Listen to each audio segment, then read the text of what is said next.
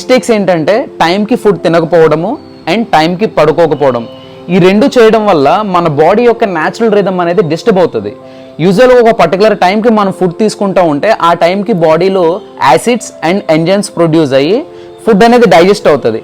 అలాగే మనం పడుకునే టైంకి మెలటోనిన్ అనే హార్మోన్ రిలీజ్ అయ్యి స్లీప్ని ఇండ్యూస్ చేస్తుంది. బట్ ఏం చేస్తున్నాం, మనం తినే టైంకి పడుకుంటున్నాం, పడుకునే టైంకి తింటున్నాం, డిస్టర్బ్ చేస్తున్నాం మొత్తానికి. ఇలా బాడీలో రిథమ్ అనేది డిస్టర్బ్ అయినప్పుడు ఖచ్చితంగా చాలా ప్రాబ్లమ్స్ వస్తాయి. అందులో వన్ ఆఫ్ ది ప్రాబ్లమే ఈ gas formation and gastric reflex అని చెప్పుకోవచ్చు.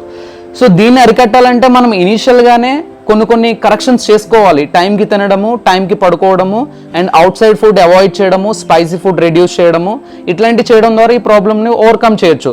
అట్ ది సేమ్ టైం యోగాలో కొన్ని పోస్చర్స్ ఉన్నాయి, లైక్ పవన ముక్తాసనంలో వేరియేషన్స్.